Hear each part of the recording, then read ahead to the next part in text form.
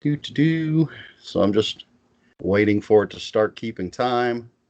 I think that's it. So, hello, everybody, and welcome to the Low Budget Interview Show. I'm your host, Eric Smith, and today my guest is an author, a podcaster, a lover of cats. I believe we're going to get to the bottom of that.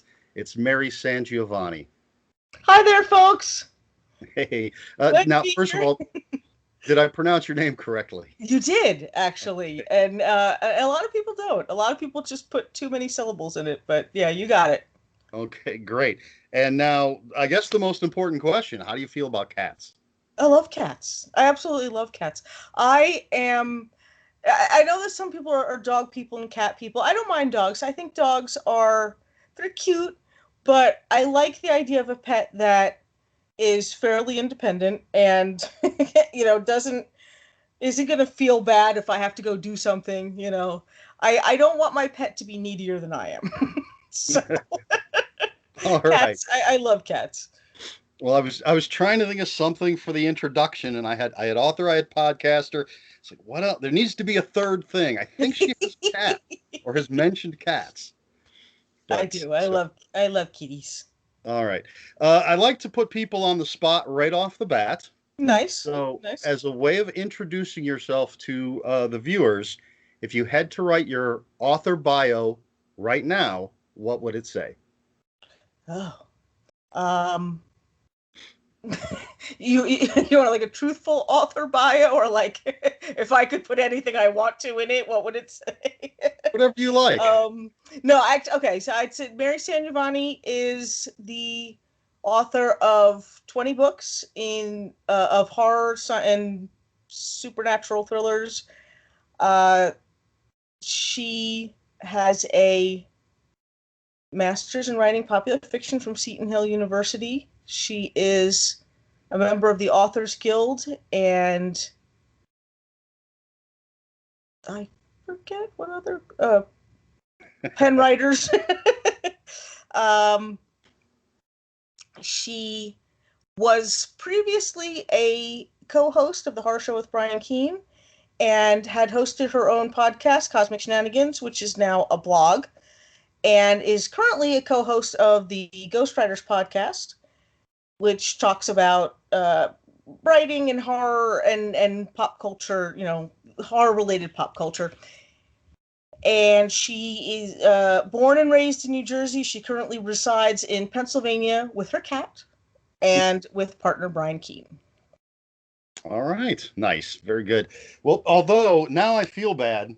You said 20 books. I thought I had a good chunk of the Well, book. honestly, when I tell people, I tell them like, oh, I don't know, I think it's about 24 books, but I went and counted them yesterday, as a matter of fact, and it's like, oh, look at that. I've done okay for myself. That's all I have. Oh, that's a pretty good sampling right there. Which I'm disappointed in myself now. And we'll get to some of these that I have to set over here. Well, let's talk about the Cosmic Shenanigans first. Okay. First of all, now when I was looking for a description of the podcast, it says you talk about cosmic horror in films, television, art, games, music, fashion, pop culture, etc. Can't read my own handwriting there. So, what would you say is the weirdest thing or place where you found cosmic horror?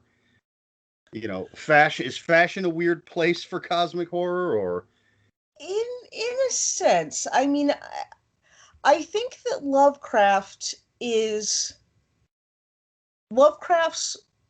legacy of cosmic horror monster type stuff is pervasive in two ways. One is like sort of the cute route.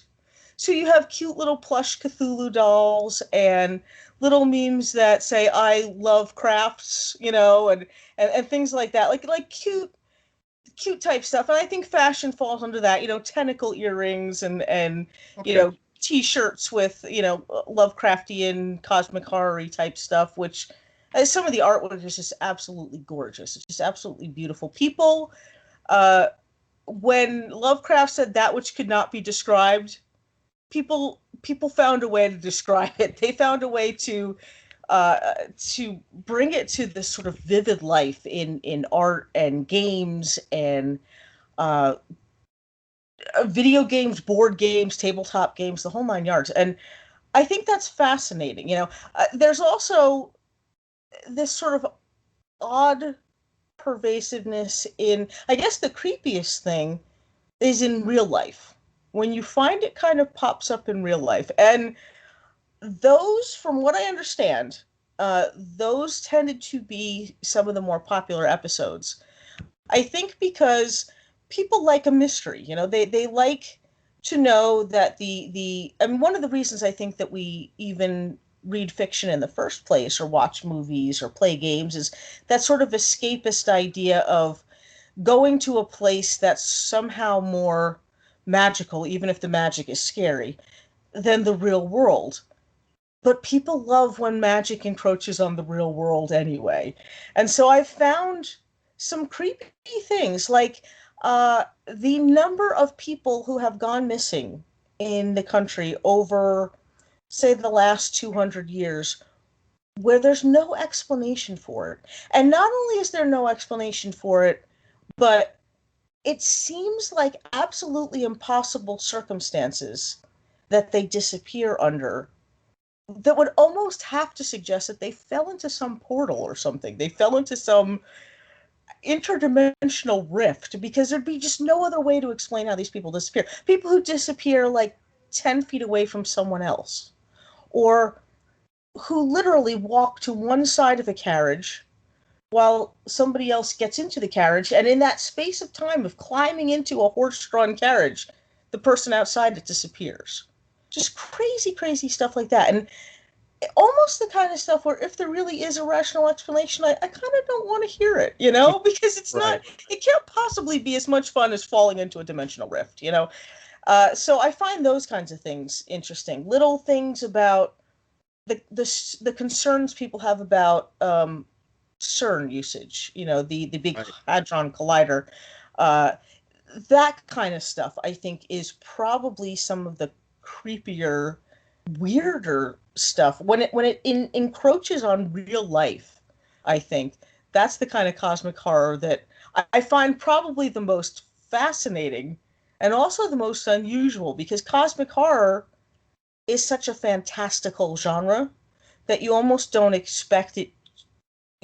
Almost expect that would be one of the last genres that you could make a case for being real, being based in reality in any way. And it's not true. Like, scientists are proving there are probably other dimensions, other universes, and not just like parallel, timeline divergent type things, but actual other universes, that are different, that work on different physics. And that, to me, there was a little part of me that I don't understand the real nitty gritty of a lot of different hard sciences, but when I read that, there was a part of me that went, "Ha ha! I am justified. I am writing truth."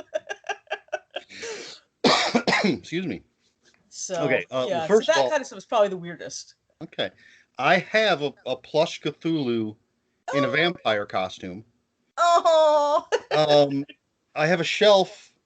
Of course, it's over there where unfortunately you can't see it. It's my Cthulhu shelf, and I do have some cute like little pop figures. hmm My hmm sister even got me a Cthulhu troll that's got the hair Oh, on that's top of cute. it, and my glow in the dark Cthulhu bank. And hmm I have a Cthulhu Yahtzee, and I do have a bunch of the games: Arkham Horror, Mansion hmm of Madness, Cthulhu Wars. Because yeah, I love that stuff. Um, Now for the viewers again, um, simply, if you could, how do you define cosmic horror? I think for me personally, and this is having looked at what I would consider almost like proto-cosmic horror, like works that came before Lovecraft that seem to fall under the same category, and the evolution of cosmic horror from the sort of rigid structure that Lovecraft imposed on his own work. I'd say that something is cosmic horror if the antagonistic force, the bad guy, whatever it is, is of such a scope that it seems to dwarf humanity. And in dwarfing humanity, there's almost an inherent nihilistic dwarfing of the significance of humanity. So almost like no matter what you do, in the end, does it matter because this great cosmic awfulness is out there. Uh, the answer to that is different from Lovecraft to today, how people handle that. But that element, that cosmic bad guy of this incredible, almost unimaginable scope, has to be present. And I think there also has to be a sense of fluidity. And I'm going to say fluidity of reality as sort of an umbrella. Because really, what it is, in every cosmic horror story, there is a fluidity of either the body, the mind, or the soul, or reality itself, time and space. Um, that there's a sense, and I guess in a way it kind of goes back to the idea of something so cosmic that it's beyond our understanding, that there's a sense of one of the horrors is that we don't even have the stability of reality to rely on, that anything is subject to change, everything is fluid, everything is constantly changing and evolving, and we don't really have any control over that. That idea of fluidity and change. Those two things seem to be present regardless of whatever other trope of cosmic horror is or isn't present. And generally, if I'm defining something, say, for cosmic shenanigans, because a lot of people will say, well, this has tentacles in it, and it has cults, and it has this and that. And it's like, yes, but it doesn't have both of those Right. elements to it.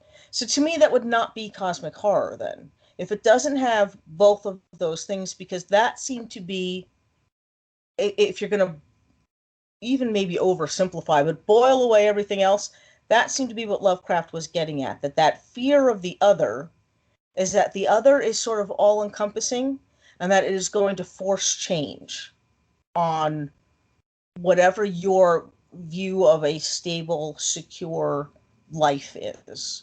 And then if those are the main things, then of course there's a bunch of little things. There almost always is insanity, but that is fluidity of the mind. There's almost always a cult, some group that is blindly devoted to whatever this cosmic change is. Um, there's usually some type of, ancient book or something that contains this knowledge, and of course the monsters do almost always tend to have some type of tentacles or something or other.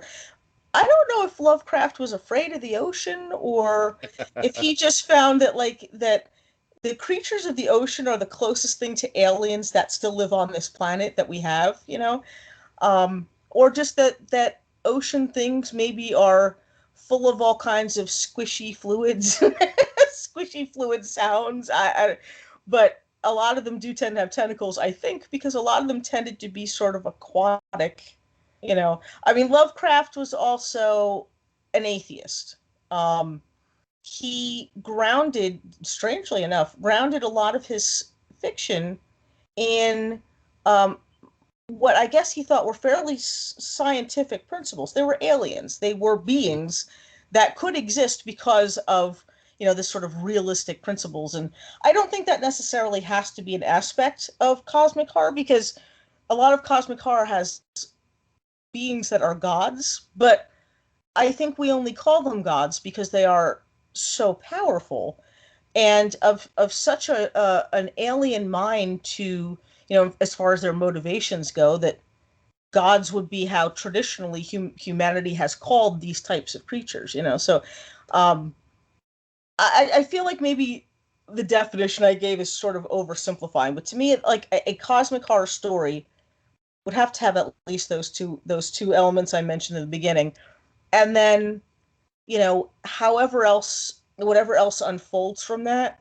I think has changed over time from the stuff before Lovecraft, which tended to be earth-based, ancient things from under the ground or, in the ocean, or to, other dimensions. But anything, of that scope, I think falls under cosmic horror. Okay. My favorite, I think my favorite aspect of Lovecraft has always been the forbidden knowledge. Mm-hmm. That's just, I don't know why. I can't explain it. I just love that idea of searching for forbidden knowledge, and of course the price one pays Mm-hmm. typically when finding that knowledge. Um, who would you say are, I suppose, I hate to say best, but I'm just going to go ahead and say it, the best writers of cosmic horror today? I would say Laird Barron, because I think that he understands that. Uh, I think he maybe understands that the nihilism part of it better than most writers. I think most writers are afraid to go as bleak as Laird will.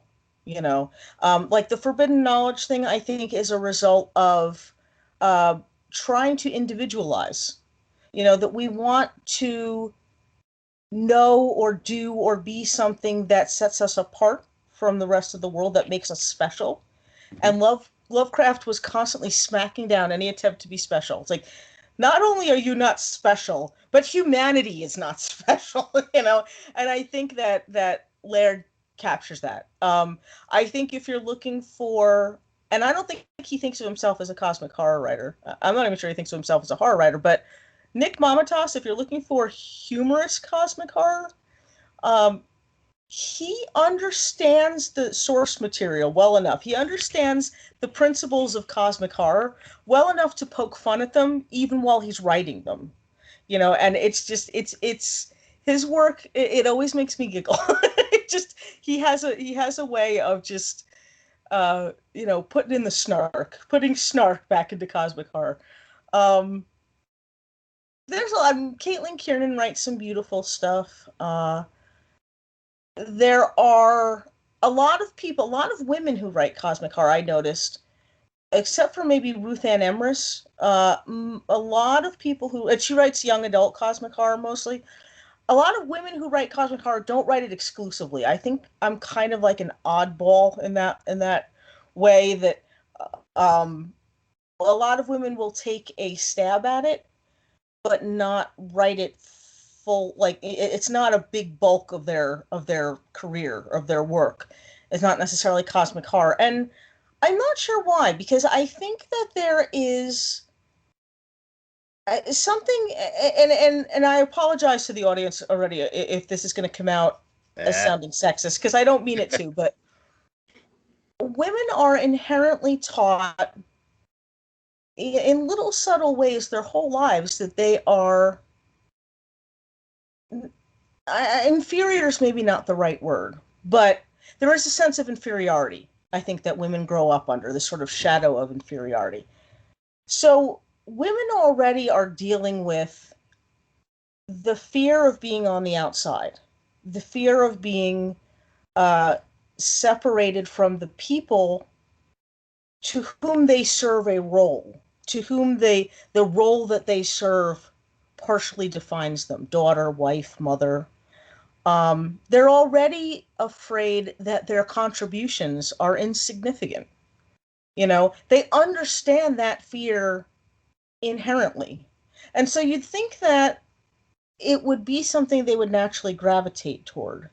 Mhm. Uh, but I also think that with a lot of women writing horror today, the horror is reflective, of the self and of the growth from being somebody something to just you. And cosmic horror almost tends to work the other. Not that it works, completely the opposite way, because I do think a lot of modern cosmic horror has to redefine what significant is in the sense of humanity. And usually that significance is, well, if nothing I do matters in the grand scheme of things, then the only way I can find meaning is to find meaning in what matters to me. And what matters to me is you, you know, my child, my partner, my spouse, my whatever, Mhm. and I'm willing to sacrifice all of me to save you. If all I can do is protect you from the big tentacled monster, maybe that's enough. Maybe that's significance enough. And so it seems like something that you'd think that women could gravitate toward, because the themes of their horror deal with those kinds of things all the time. But when I had tried to put together a list one time of female cosmic horror writers, and there were very few of them that seemed to focus solely on that. A lot of Haley Piper stuff is cosmic horror, and it's beautifully done because she writes a lot of trans themes, and her translation of the other, her exploration of the other, is from a lot of the characters have a trans point of view, and it's just beautifully and sometimes just sort of heart-wrenchingly done. um there's a lot of good stuff out there. Victor Laval has some great cosmic horror. uh I'm trying to think who else I've recently read. A lot of it, like I said, a lot of it is collected, works where it's not something people focus on specifically, but I love it. And every time I try to get away from writing it myself, it somehow ends up with a cosmic horror feel to it anyway. So um, I've just resigned myself that, yeah, this is where I belong. This is what I do. It's okay. I actually just relatively recently read The Ballad of Black Tom, which is the only Victor Laval that I've read so far. And I read that, and it was one of those, why have I waited so long? Why have I not read more of his work? I thought it was fantastic. And I actually just ordered a Haley Piper book today. Oh, good, good.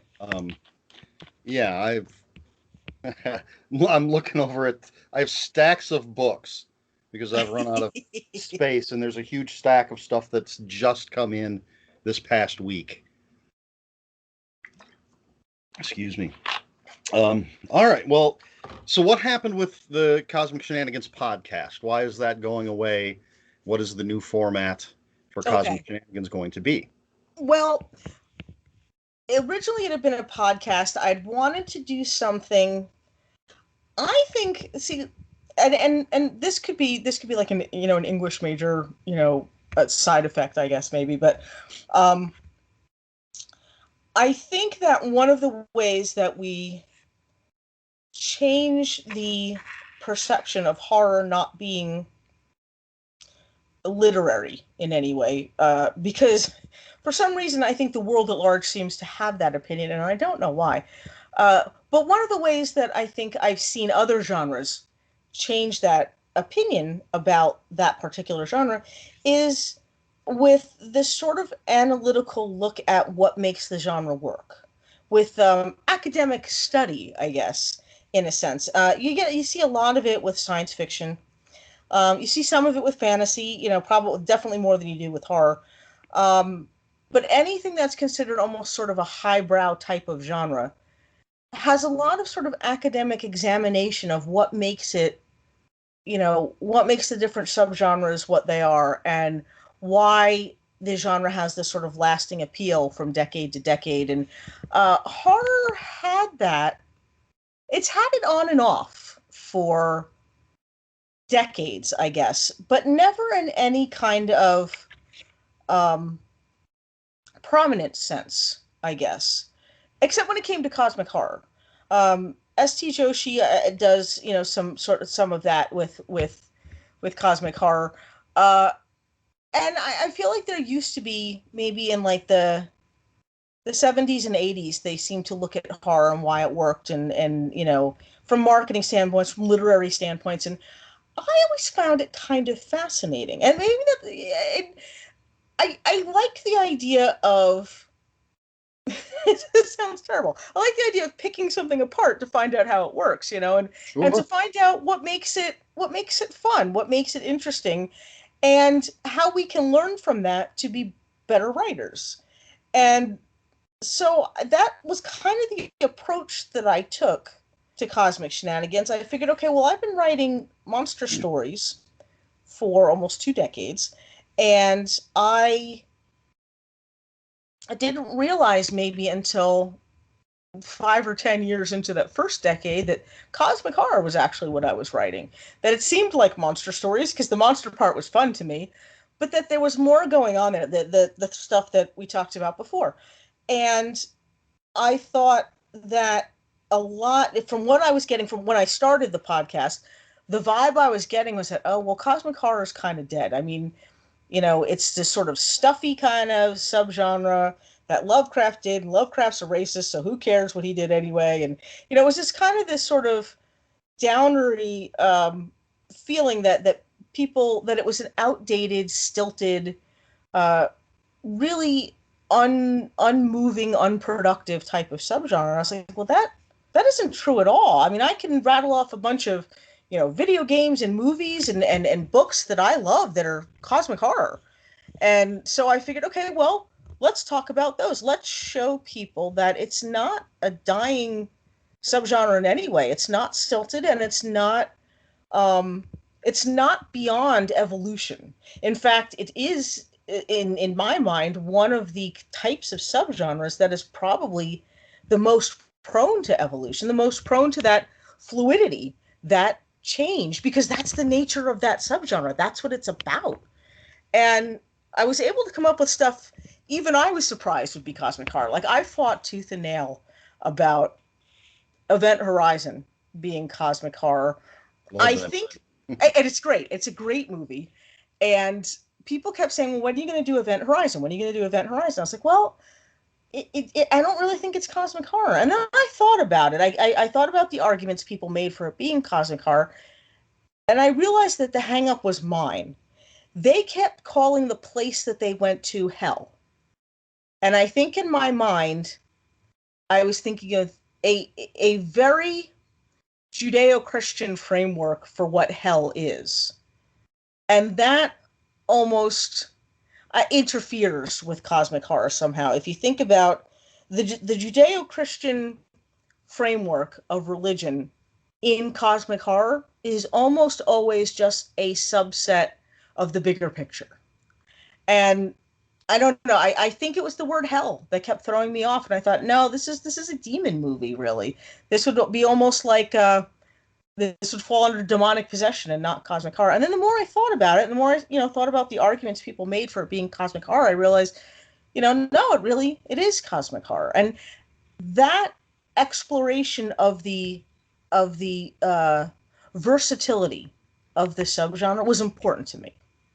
And I wanted to keep doing it, and I think I don't want to blame everything on COVID because it's not all COVID's fault, really, but I think over the last 2 years, in order to sort of recalibrate my life, to reprioritize the things that are important to me in terms of work and time off for family, time off to spend with the cat and with Brian, and just time off to do things around the house and things like that. And I realized that I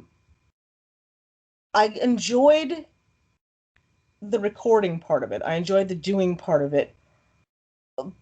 But I wanted to do it right. I didn't want to rush through it. I didn't want to always do movies because I could watch a movie much faster than I could read a book. There are certain, I think, staples of cosmic horror that I haven't gotten to yet, and I want to. But I also don't want to keep promising people I'm going to be able to record a show, that I'm going to have time to record a show and can't. And I found in the last 2 years I've done more. For the first year, I didn't do any traveling, so there are episodes of Cosmic Shenanigans. But now that I'm vaccinated and I can see my family again, I'm doing more traveling between New Jersey and Pennsylvania, and other work obligations have come up. Other things that, I mean, not to put a fine point on it, but other paid things have come up where I have to kind of prioritize that first. And it's become something where I feel like I can't give a podcast the treatment I would like to be fair to it. But I can still blog. I can still talk about cosmic horror on a regular enough basis, I think, over the course of a month, let's say, that I can continue the discussion. I can continue the sort of establishment of the canon of cosmic horror literature that should be known and should be, enjoyed and explored and analyzed for um, breathing new life into what Lovecraft did, and that these works are still being produced, that there's still good stuff out there.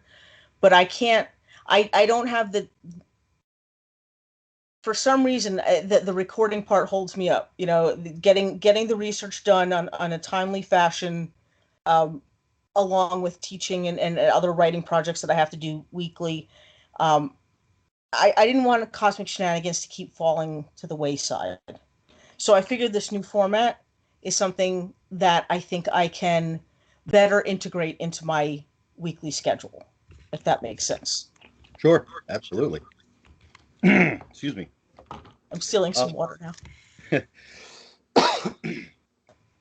To go back a couple of minutes, you mentioned obviously Event Horizon, which always makes me think of Hellraiser. Mm-hmm. You may have covered this on the podcast. I have not heard every episode. Does Hellraiser fall under cosmic horror? I think it does. I think it does. I think if you look at the stories that Clive Barker wrote, and we did cover this under sort of an umbrella Clive Barker episode, not so much specifically Hellraiser, because I think Clive Barker has a kind of cosmic horror sensibility overall. But if you look at the stories and not the mythology that developed as a result of the movies, Right. then I definitely think it's cosmic horror. Because the Cenobites were entities from another dimension that essentially surpassed even what we as spiritual bodies were capable of experiencing. So it sort of met the criteria of this otherworldly force that dwarfed human experience, whether it was positive or negative, pleasure or pain, however it came out. It was nothing compared to what ultimately the Cenobites could show you over time. And so I would say that that's cosmic horror. Um, I think that I think it meets the criteria, one of that sort of uh, the scope of the beings, and also I think it meets the definitely meets the criteria of fluidity of form. You Hmm. know, there's an implication more in the books, more in the I think the novella than there is in the movies, that those kinds of experiences would drive you insane. That it's not just like it's not just a overload of the senses physically for your body, but also for your mind and your soul. And I think that definitely falls under cosmic horror. I think where the movies kind of lose me is the introduction, I think, in one of the sequels of the Cenobites actually having once been people, having once been human beings, because I think it somehow diminishes that scope. It makes them it puts them in the category of like ghosts or zombies or Right.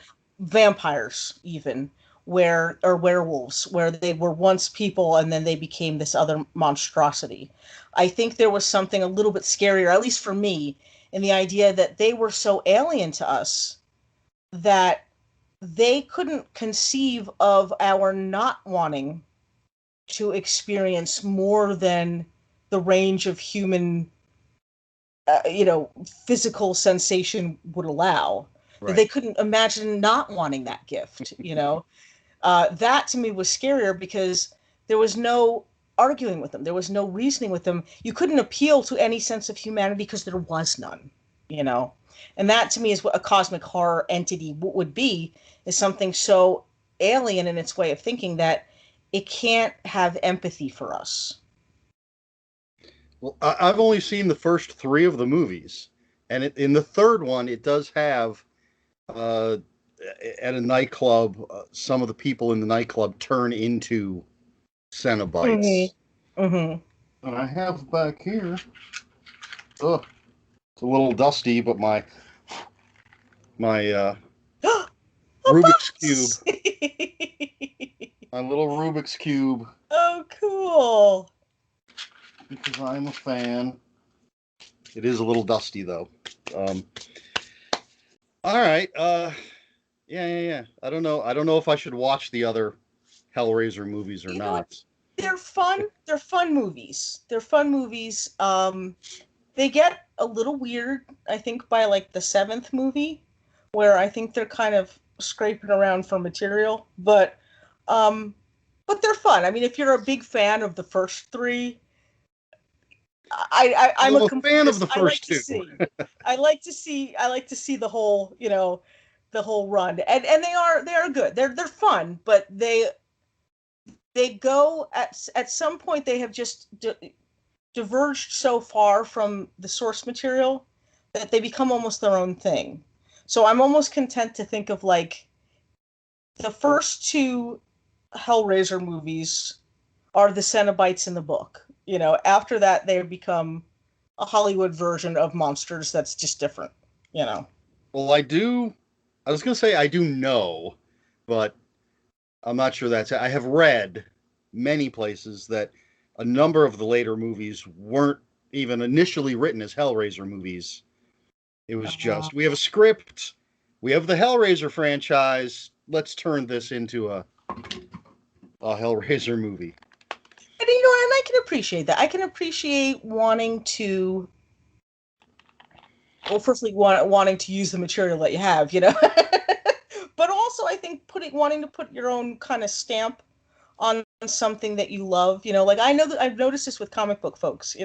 When they get a chance to write a property that is beloved. The one time I got to do that, I found it a little bit terrifying, but it was also. We're going to get into that. That's right. That's right.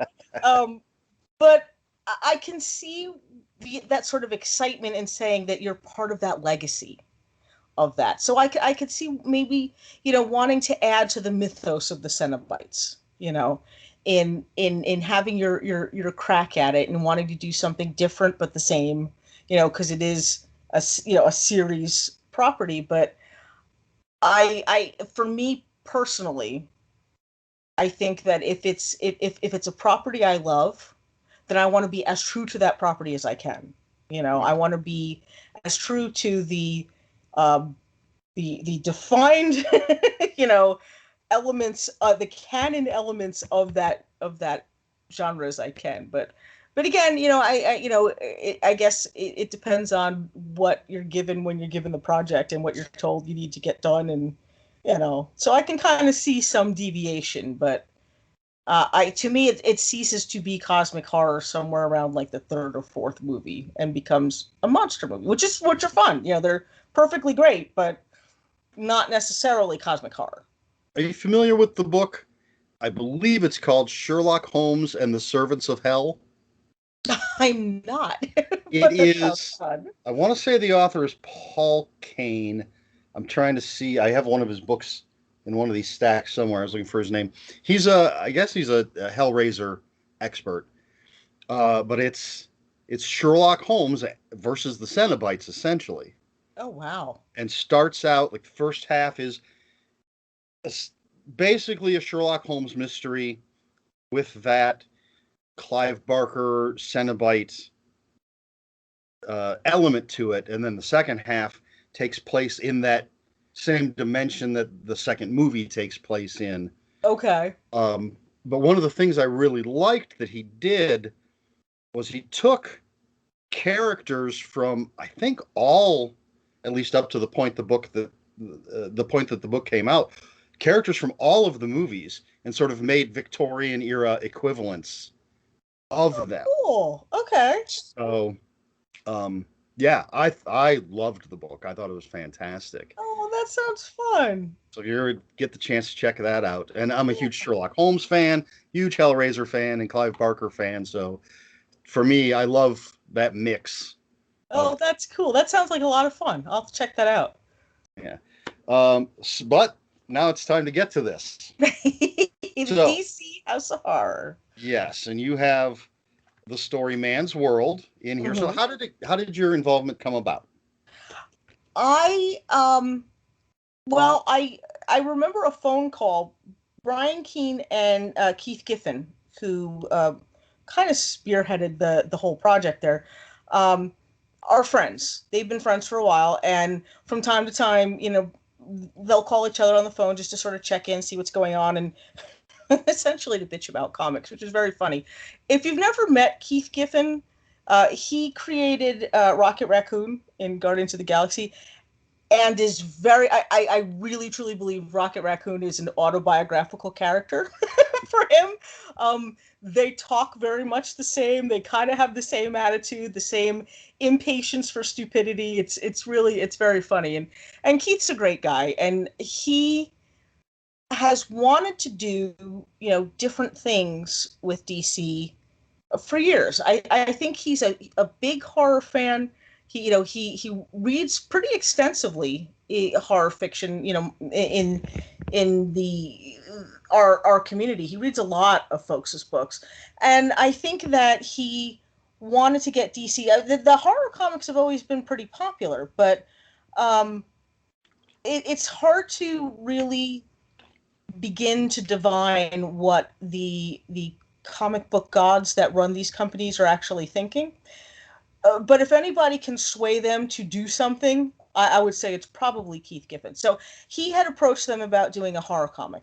He said, "We'll make it a one-off." He goes, "If it's popular," he goes, "we'll do it like the old school you know, House of Fear, House of this, House of." We'll do a House of Horror.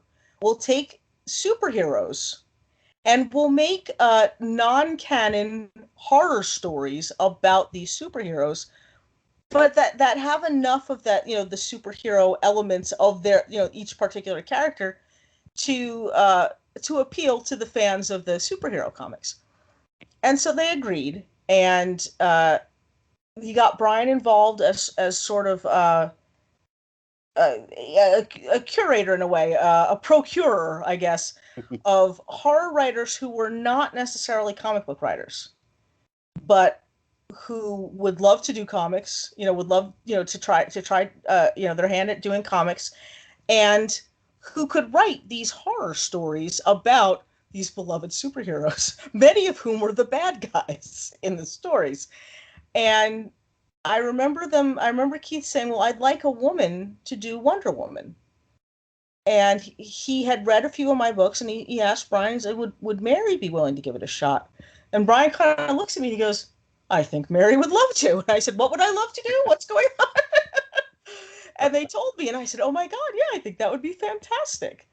And it was really very thrilling. I mean, I was I was given the basic ideas, like we want you to write a story about Wonder Woman where she's an evil spirit, an evil Amazon spirit, and it kind of takes possession of somebody.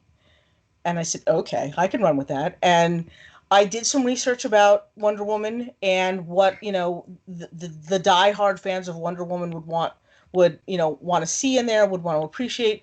And I was kind of percolating on the idea because I think when you're given a project, like I was saying before, a project where the property is beloved by many and often far better known, like going way back for decades, the fans would know stuff about Wonder Woman that existed before I was even born.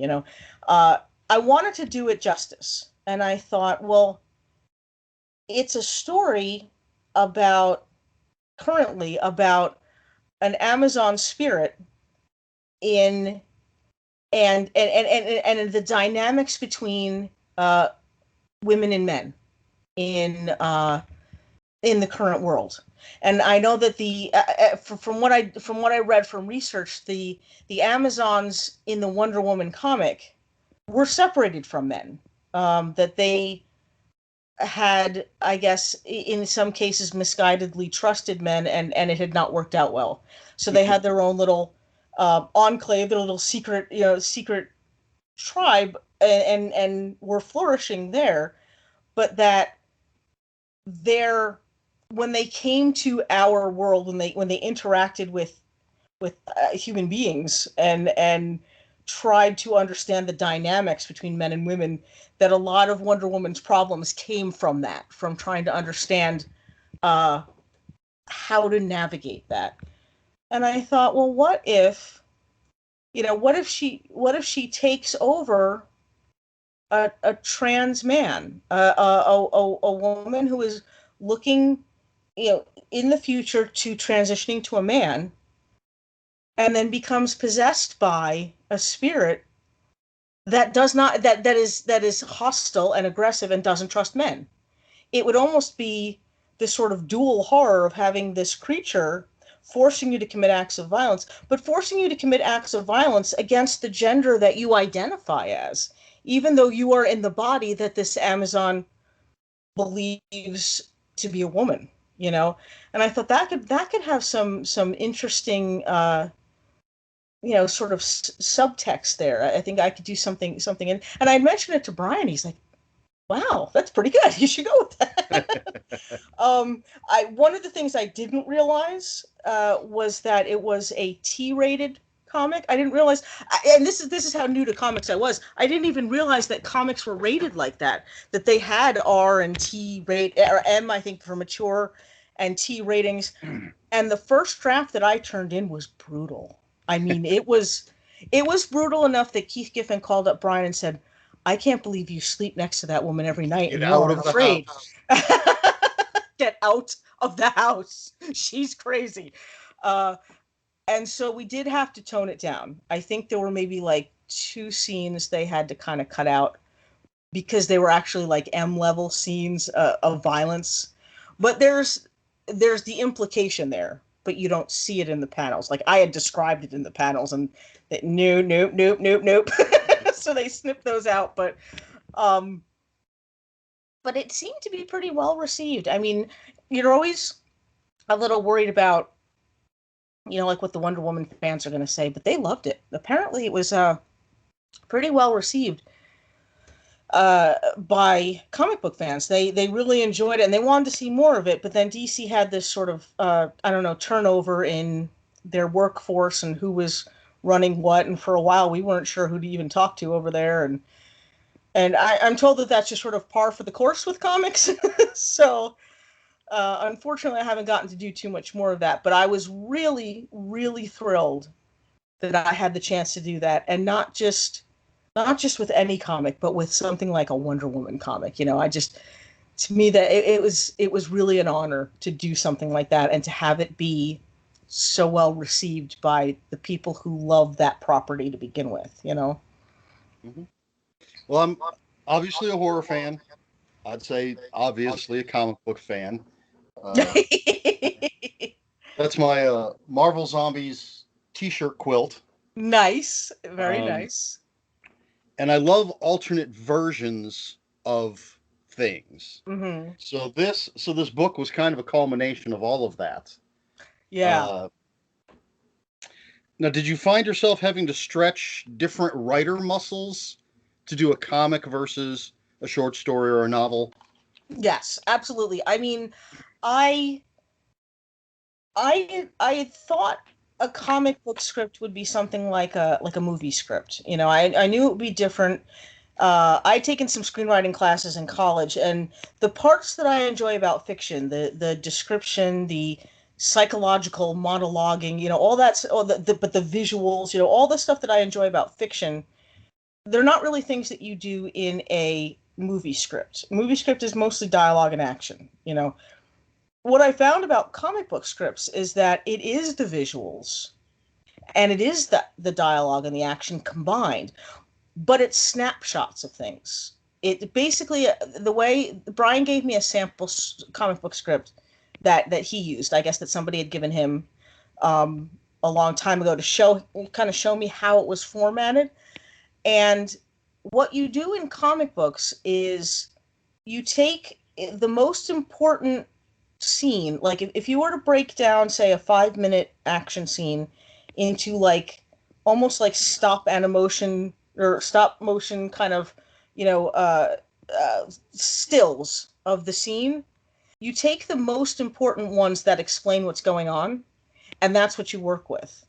And that part I got. The part that I had a little trouble with at first was remembering that, like, you can't show two actions in one thing. Like, I can't show a guy climbing up a ladder and leaping onto the roof in one panel. I'd have to show it as, him climbing in one panel and then him on the roof in the second panel. Something like that. Like, you can't show certain types of fluid movement, I guess, because it's not a fluidly moving thing. It's stills of action rather than There the are some action cheats for itself. that.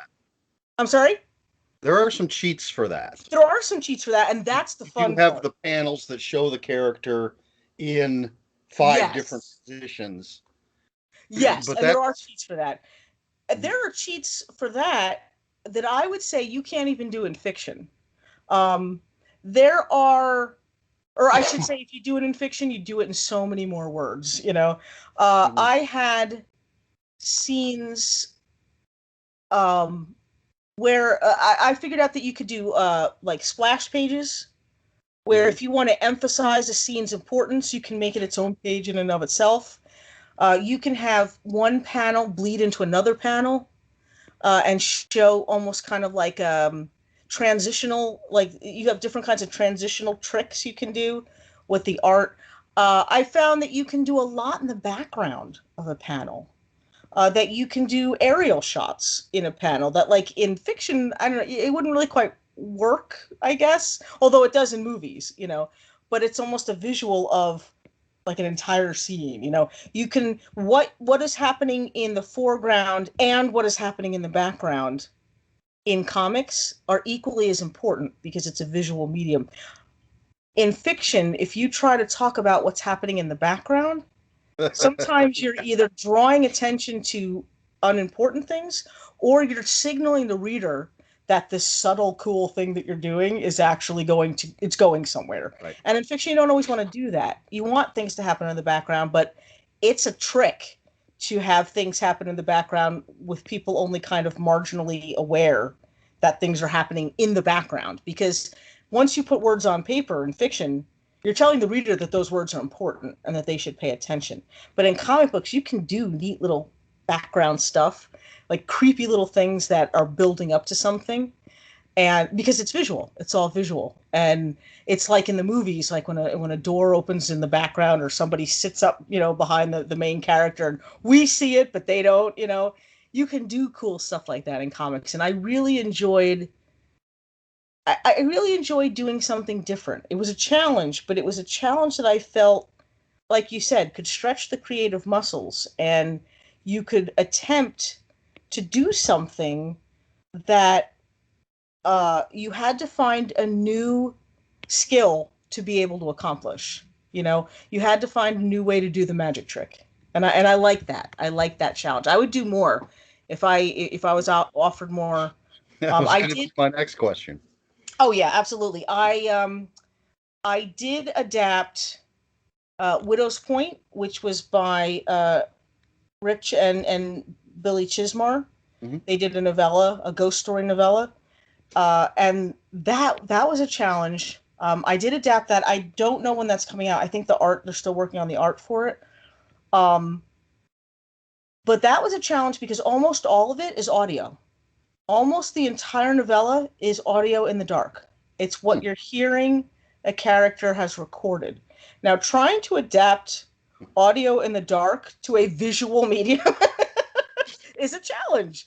But it was fun. It was fun to find ways around the obstacles that the source material presented. Like if two people are spending page after page after page of a book talking to each other in front of a fire, where they're just sitting there, you have to come up with some creative things, some creative ways to make the panels visually interesting so that you don't lose people. I mean, you can have conversation, but you might do like a close up on the face, or you might pan back a little and have stuff happening in the background, like we said, like creepy things happening around the characters that they don't notice. And um, it presents different challenges that fiction doesn't. And I liked I liked the mental work that went into trying to overcome those challenges. Do you know who the publisher is of that? Um, for the Chismar book that I'm pretty sure they're going to put it out through Cemetery Dance. Okay, I kind of Yeah. figured since it Yeah. was. I don't know when. I know though that the last time I talked to somebody who was working on the art for it, so I'm assuming maybe when that's done, they're going to get that out. But I know that the it sounds so terrible to say. I'm going to tell everybody anyway, but don't tell anyone.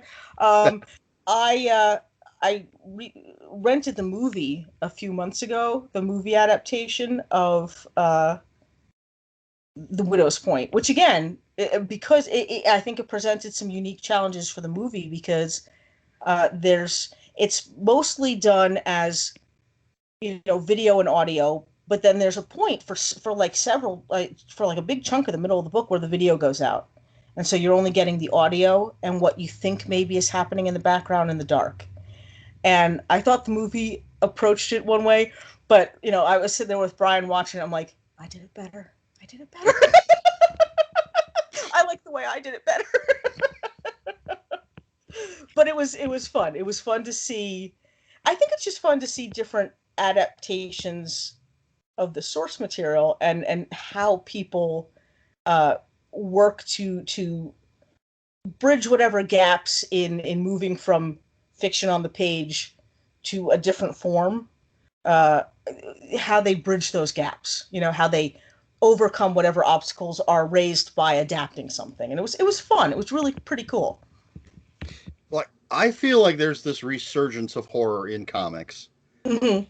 I could be wrong about that, but I know there's a lot of small press comic publishers that are putting out a lot of great horror stuff. And even DC, with last year, the year before, had the Joe Hill stuff Mm-hmm. that they did.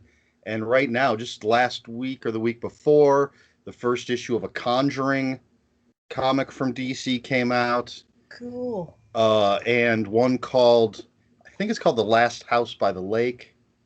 Um, so even I haven't seen a lot of that type of horror from Marvel, although they're delving into their horror superheroes a little more, I think. But DC is sort of going straight horror with some of what they're doing, which again, as a horror fan and a comic book fan, I love Yes. to see.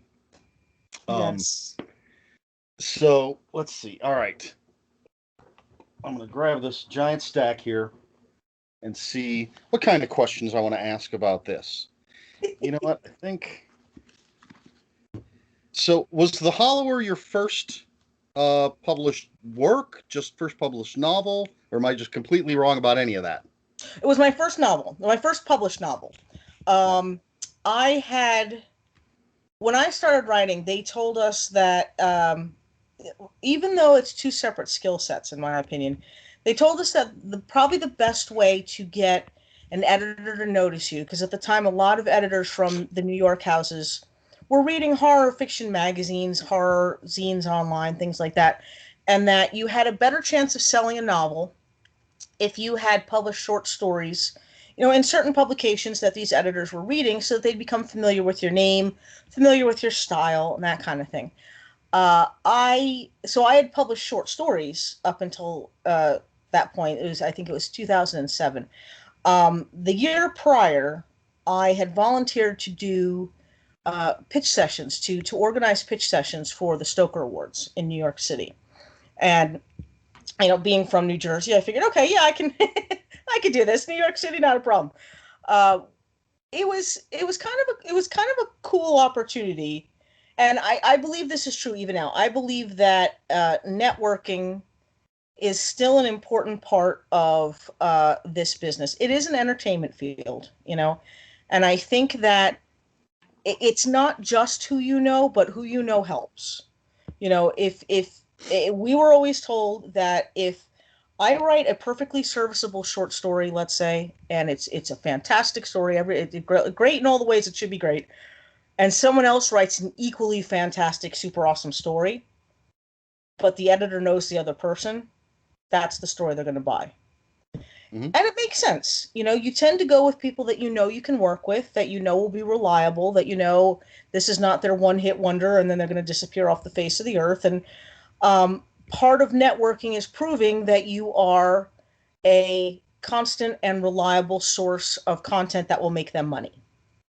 So uh, I took the pitch sessions as, partly to help out the genre that I love, and partly for my own nefarious purposes, which was to network with editors and publishers, and because I was going to Seton Hill at the time. Seton Hill has a master's program in writing popular fiction, and I recommend this to anybody and everybody who listens, because a lot of master's degrees for fiction are for literary fiction, and they don't take into account commercial fiction, and they certainly don't take into account commercial genre fiction. But Seton Hill does. Seton Hill has, horror, science fiction, fantasy, a major speculative fiction uh, component in their program, in their master's program. So I went there, and my thesis novel was The Hollower. I had originally written Thrall first, but I was having trouble selling Thrall because even though it was one of my favorite novels, it it was at the time, it was kind of a first novel, and was suffering from certain issues that I just didn't have enough experience to fix at the time. Plus, it was, I think, surreal enough, it was weird enough that they couldn't market it as a mainstream horror novel. It just wasn't, it wasn't, I guess, easily definable. It was clearly horror, but not an easily definable horror. And the Hollower was a boogeyman. I mean, if you had to break down, the monster into a type that uh, most folks would understand, you could say it's a boogeyman story. Um, I think what helped me sell it was that it was my thesis novel, so it was being overlooked by writers, professional writers in the field, because that's part of the program, is that you get two advisors over the course of the 4 years that you're there, and or I should say, I guess it's like 5 semesters, so it works out to be like 2.5 years, something like that. Or three, I forget. Anyway, the point is that you get two advisors over the course of the time that you are in the program, and Gary Braunbeck was one of my advisors. And Gary Braunbeck was also a leisure author at the time. So I'm setting up these pitches, and I included Don Doria. He agreed to take pitches at the Stokers. And Don at the time was the editor, the acquiring editor for Leisure Books, for their horror line. And so I had I sat Dawn down and I said, yeah, well, like the first day of the Stokers, and I said, okay, so I said, I set you up with these people. I tried to make the connections between what people were telling me they were writing and the best possible, if they wanted an agent, I tried to set them up with an agent.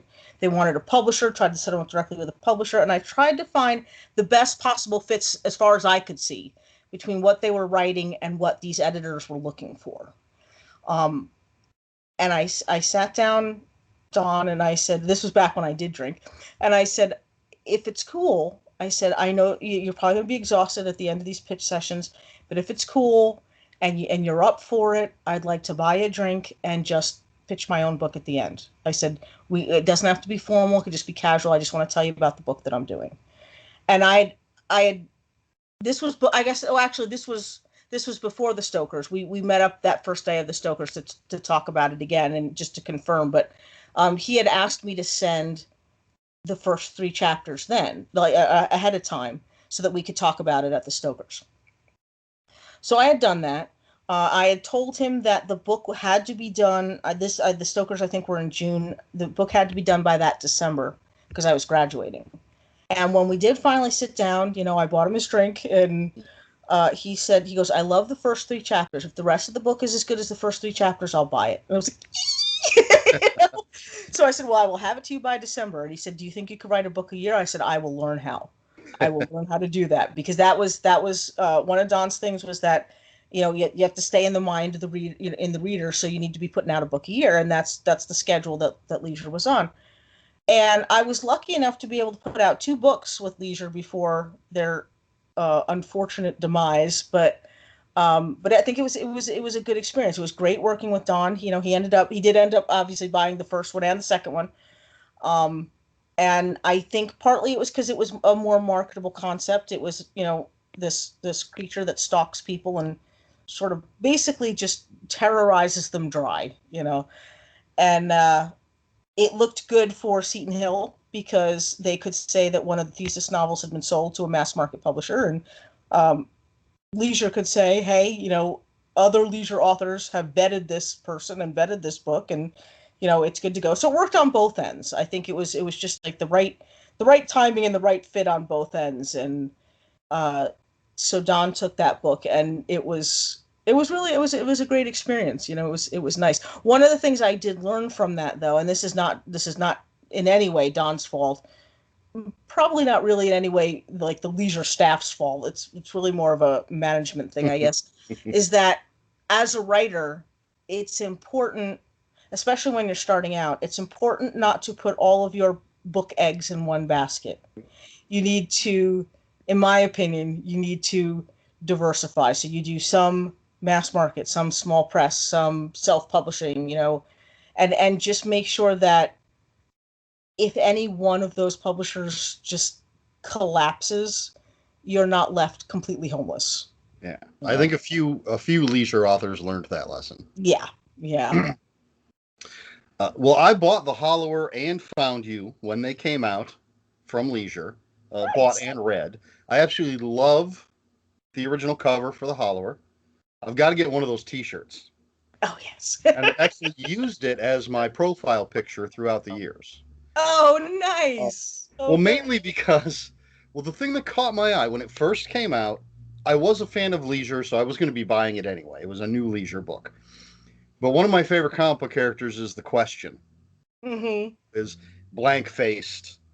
That's what the cover looked like to me. So, So, but now all I have the Hollower and this copy, obviously, and the Triumvirate. Is there a trade paperback copy of Found You? I would have said yes until this past week.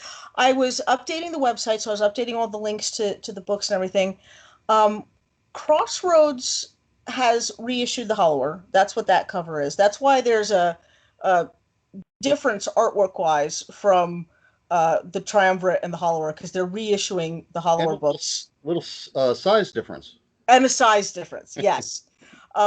Originally, when I put out the Hollower books, I was using the art from the limited editions that Thunderstorm had done. So this book, I feel like this book has gone through so many covers, I'm forgetting which ones are which, but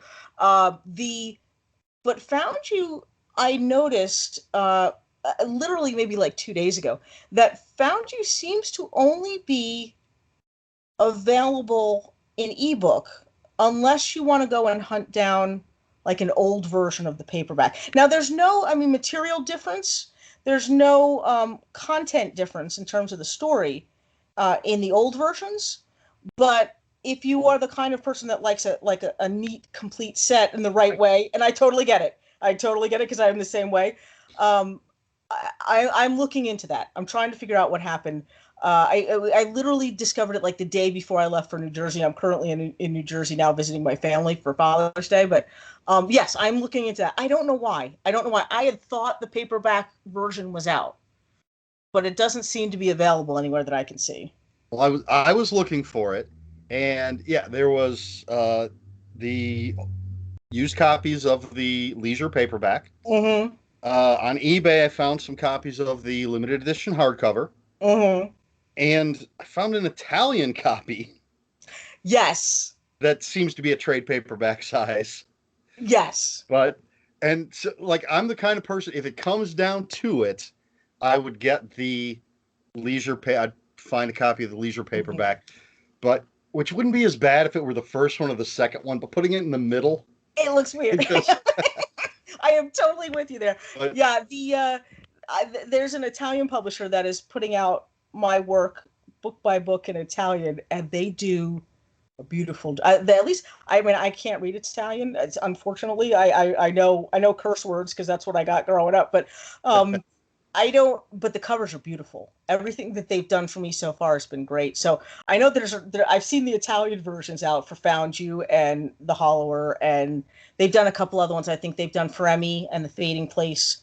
But yeah, I'm looking into that. So folks, I'm looking into why you can't get Found You in paperback right now. I'm not sure what the deal is, but I'm going to talk to the Crossroads is the publisher that's putting them out. So I'm looking into that to find out what the deal is there. Should I hold off a little bit before I buy that? Yeah, I would hold off a little bit. I'd hold off a little bit because even the like, I think part of it is because in order to make the transition, I had to take down the old paperbacks that I'd self-published. And if they don't have the new ones up yet, I guess there's that gap. Okay. But sure. I'm not sure I had thought it was out already, so maybe it's something on my end, or maybe they don't know that it's not out, like that it's not showing up as being available. So I'm going to talk to them this week and try to find out what's going on. So yeah, I'd hold off a little bit on that. Yeah, good stuff. Unfortunately, I don't have the leisures anymore. Life, sometimes bills got to be paid. Yep. Books got to be sold, Yep. Although right now you wouldn't think that, considering I'm surrounded. At least stacks of books on the floor because I do not have room on the shelves anymore. So I don't want to keep you too long. So I'm going to grab, I think, these four for the moment. I think I have the correct ones here. The Kathy Ryan series. Mm-hmm.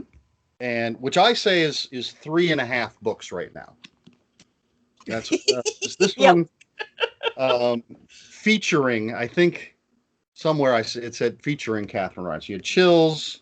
Right. And then I think I have these in the right order. You have them in the right, yep. Mm-hmm. Behind the door, Inside the Asylum, and Beyond the Gate. Is that all there is so far? That's all there is so far. I have ideas for another 3, I think, but I put them on hold while I was working on other stuff, just to make sure that when I went back to them, I didn't want it to sound tired. I didn't want to have so many, to just keep putting them out to the point where I was getting bored of it. So I said, okay, well, let me do a couple other books in between, and then I'll go back and do more Kathy Ryan stuff. Well, when you wrote Chills, did you already know you were going to be doing a series with that character? Not really. When I pitched it to Kensington, it had started off as a book called The Blue People, which the Thunderstorm limited edition is still called The Blue People. What I was trying to do when I approached Kensington was get some of my backlist through a mass market publisher, because from a business standpoint, I feel that, at least for somebody in my position, I could self-publish my backlist, but it doesn't have the same promotional push as if someone else is publishing my backlist for me. It would benefit me, and again, everybody's situation is different, but it benefits me to have somebody putting some marketing oomph behind reissuing my backlist. And it's not easy to get a mass market publisher to reissue your backlist, because it's not there. It has already sold before, and unless you're bringing them like the horror equivalent of 50 Shades of Grey or something, they're not really all that thrilled about it. But Kensington was willing to take a chance on it. They liked the concept. I had pitched it to them as True Detectives, but with more Lovecraft. Was kind of how I pitched it. And I said, there's the potential for a series here with one of the characters. I could see one of the characters being a recurring character. She's a sort of a freelance, hired hand for helping with the weirdest kinds of occult cases that police can't quite figure out, but need to do something with. And I've sort of set up, I guess, in my mythology with the Hollower books, that the police in this county are aware there's a lot of weird stuff that happens, and don't always have the means to handle it. So sometimes they just don't. Sometimes they just put it in the unsolved file and forget about it. But that she exists as a resource if it's something that they can't ignore anymore. And Kensington seemed to like that idea. They seemed to go for the idea, at least, that, oh, we can market this as True Detective meets Lovecraft. It's like, yeah, okay, that'll work. And I think that's what sold it. So they reissued the Blue People. Bless you. But they wanted to rename it. They said the Blue People doesn't sound like horror. It doesn't have that and they said not even horror. It doesn't sound like a thriller title. We're gonna and they said, what do you what? And so they said, give us some other ideas. And I think Chills was one of the ones I put on the list. And I'm like, yeah, let's do that one. So they did that one, and that's before we came up with the the prepositional phrase structure that I went with all the other titles: Beyond the Gate, Inside the Asylum, Beyond, or behind the door, Beyond the Gate, Inside the Asylum. That prepositional phrase structure. So Chills, even though Chills features Kathy Ryan prominently, more so I think than even Behind the Door, the Kensington doesn't list it as the first Kathy Ryan book. They list it, like you said, as featuring Kathy Ryan. Yeah. But then they list the sequels as Kathy Ryan books in the series. But Chills is really, I mean, if you're going to start with the Kathy Ryan series, Chills is where she first appears. Yeah, looking at their list of your books, they have Savage Woods, which I have over there, and then the Kathy Ryan series lists the 3, and then also featuring Kathy Ryan. Right. So, and I usually feel I'm in good hands if I see that logo. Yeah. The Lyrical Press Underground logo. Now, do you ever come up with a story that it's just, here's the story I've come up with, and then think, oh, Kathy Ryan would fit into this? Or are these all, okay, I need to come up with a Kathy Ryan story? How does that work? Or am I just completely off base? No. It's actually it's a good question. With Behind the Door, it was a case of the first one, where it was. I didn't realize that they were looking for me to actually make it a series. So when I first started Behind the Door, it was meant to be a different book. It was meant to be not a Kathy Ryan book necessarily. And then I, somewhere along the line, while I was writing it, like, okay, so this is going to be part of the series, right? I was like, the what now? The Kathy Ryan series. This is going to be the next book. And I was like, oh, yeah. I don't think, when I went back and looked at it, I don't think I could restructure it anyway. I don't think that it's necessarily important to have Kathy in the first part of the book.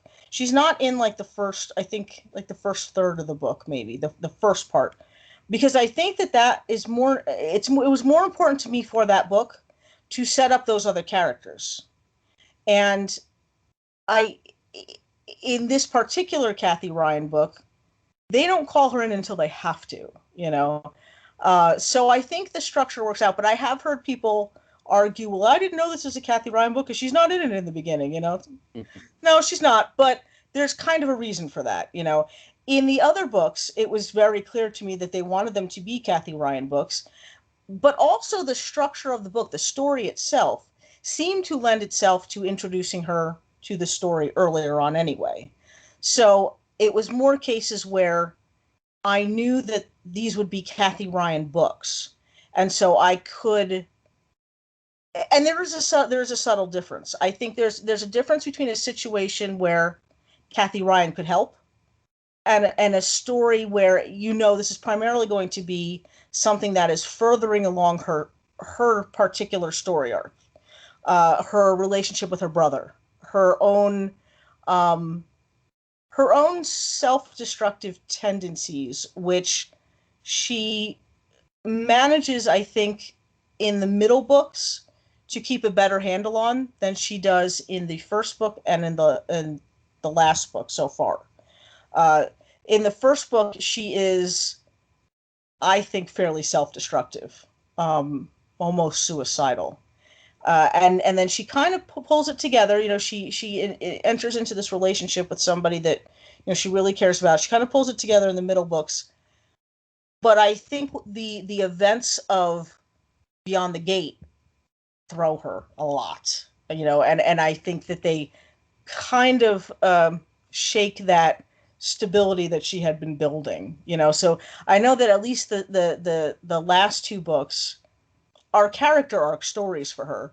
But I'd like to be able to do both in the series. I'd like to be able to have stories where, I don't want to call them quite monster of the week things, but stories where she's just there to help. This is her job, and she does it well, and she's going to help save the day in this situation.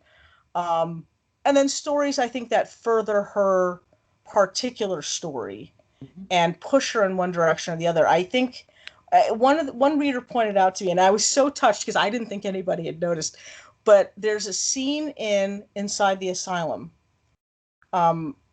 And this may be a spoiler, so if it is, you can kind of just mute me for a second if you haven't read the book. But there's a scene toward the end of Inside the Asylum where she's talking to her brother, and her brother admits. I mean, her brother is not well, not by a long shot, and he is trying to convey to her that in whatever way he's actually capable, that he does love her as a sister. He may love her in some inappropriate ways as well, but he does care about her as much as a person like him is capable of caring about another person. But he reminds her that care is not selfless. That love is not healthy. It's not a selfless kind of love that defines actual love for another person. That there's a part of him that wants her to break so that she's just like him. And there was a reader that had said that was, of all the books, that was one of the most chilling things in those books, was that there is another person gunning for her to come apart as a person. And it was the one the one member of her family she has left. And he wants to see her fall. He wants to see her fail. Not because he doesn't love her, but because he does. And it's a way of getting closer to her, Right. To me, that's I want another person like me, so I'm less alone. Yes.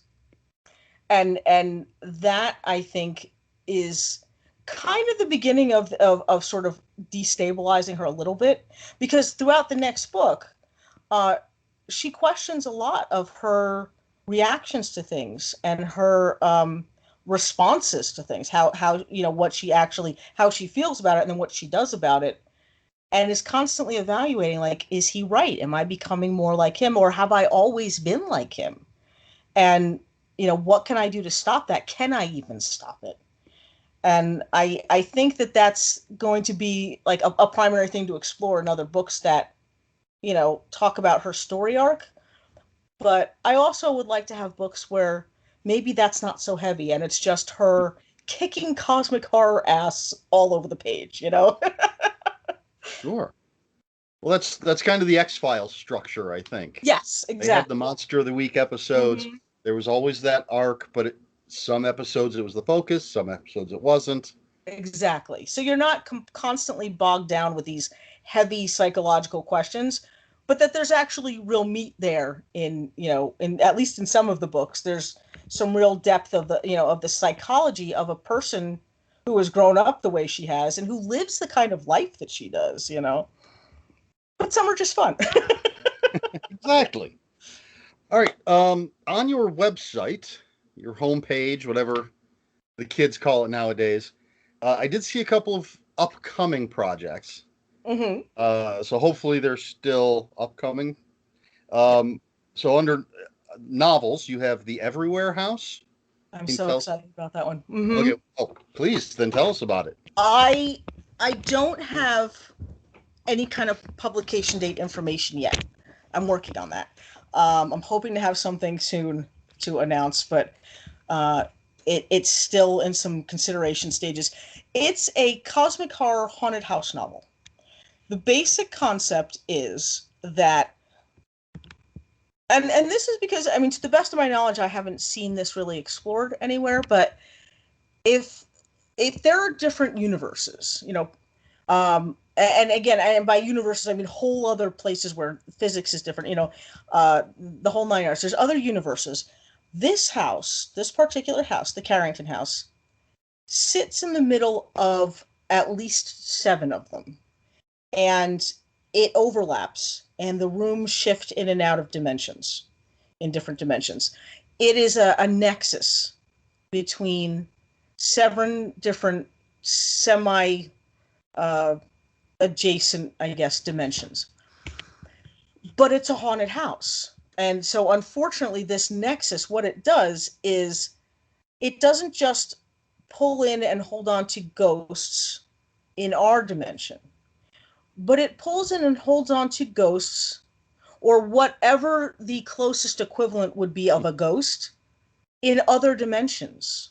So, other interdimensional creatures, other beings from different kinds of dimensions, when they die, whatever that essence that is left is attracted to Carrington House.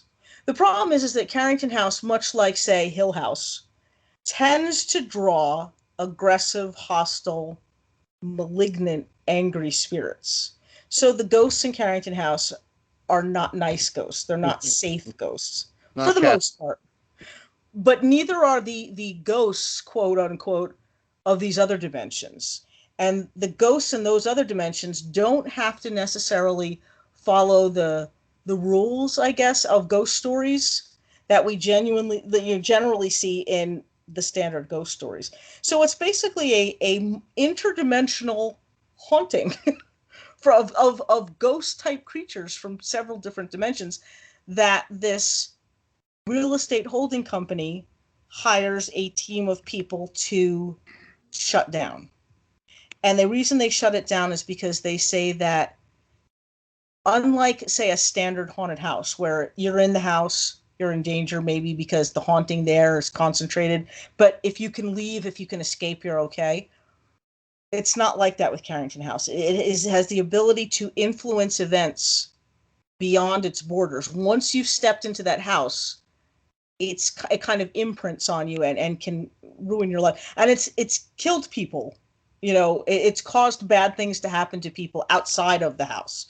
So they need to shut it down. And they need to shut it down not just in one dimension, but in all the dimensions, so that there's no hope of it pulling anything from other places. But the rooms change. The floor plan of the house changes because it's different in other dimensions than it is here. And I had so much fun writing this story because I could write the haunted house novel that I always wanted to see. It was a haunted house novel where the ghosts were just badass, but they could do things because they're not necessarily human ghosts.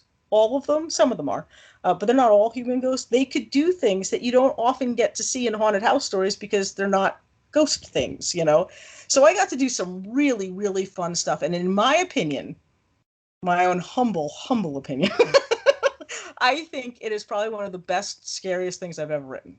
It sounds amazing.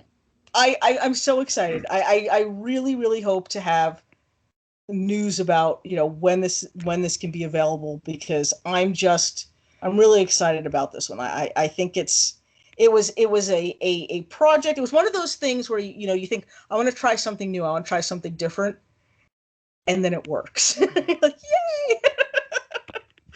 So I'm excited about that one. It sounds very cool. Oh, thank you. So the other thing I have down for coming soon was a novella called The Skin We're In. Mm-hmm. That one I sold to Cemetery Dance. I want to say it was about a year ago. And my understanding is it's in the pipeline, but there's no coming on this particular date because I haven't heard anything from the folks over there yet about when it's coming out. But I want to say I think it's going to be soon, because I think that the 2 or 3 projects that were ahead of me, I think at least one of them has recently come out. So I'm hoping to see that soon. That's my first sale to Cemetery Dance books. In fact, I told Rich, I said, that's my first sale to Cemetery Dance ever. Because I had tried to break into that market when I first started, from the time I first started writing. And I've known about Cemetery Dance since I was like 16, and I've always wanted to get something published by them. So this is my first Cemetery Dance book. I'm excited about that too. And it's also my first post-apocalyptic story, really. Okay, well, that's. I was going to ask what's it about? What's the It's pitch? about it's about a former model who finds herself in the apocalypse. And we always, a lot of times, you see these apocalypse stories, and these people they're survivor types. They're good at this. They know how to, rig something to filter water so that you can drink and find food and build, shelter and make weapons. And I wanted to write about someone who, through no real fault of her own, is kind of clueless when it comes to how to survive this kind of situation. And it's because the way she was raised, she was basically, she had a lot of, she's smart, but she'd had a lot of skills stripped away from her because they weren't necessary for a model. And that's what she did for a living. And she's finding herself now alone in this post-apocalyptic world. And what happened was an illness. It was an illness that affects the skin first. And it basically plasticizes people. It turns you almost into like a mannequin, um, which is horrible enough, except that your outside freezes long before your insides do.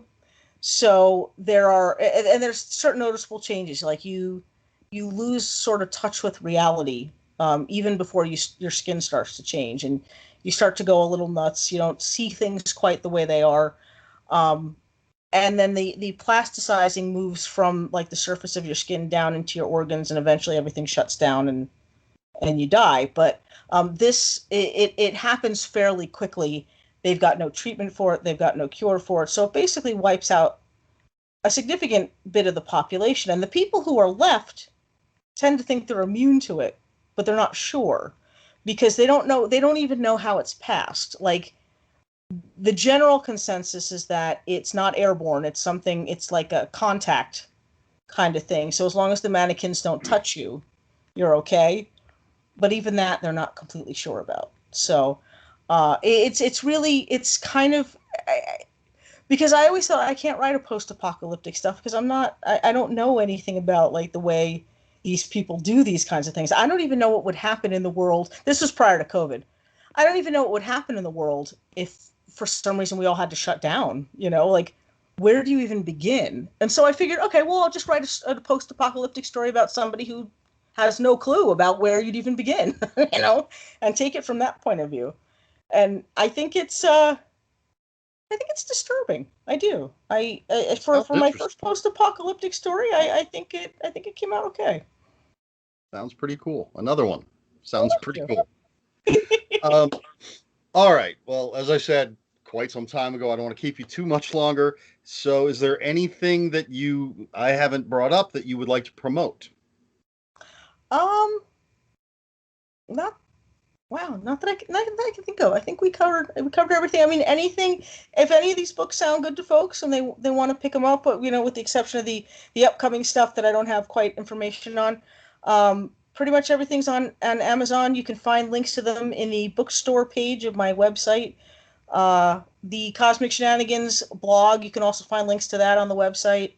As far as social media goes, I primarily only really do Twitter. I mean, once in a while I check Facebook, but if you want to get, send me a message or whatever on Twitter, I'm at Mary SanGiovanni. And yeah, I guess that's about it. All right. Well, I'll have a link for your website in the description below this video. And if you can hang out for a minute after I stop recording, let me just do my little ending here. Sure. Which is basically asking people to, if you have any comments or questions, put them in the comments below. Please like, share, and subscribe, all that YouTube stuff. Thank you very much to Mary SanGiovanni for being here. Oh, thank you for having me. This was a lot of fun. Great. Well, this has been the Lower Budget Interview Show. I have been Eric Smith, and until next time, read more books.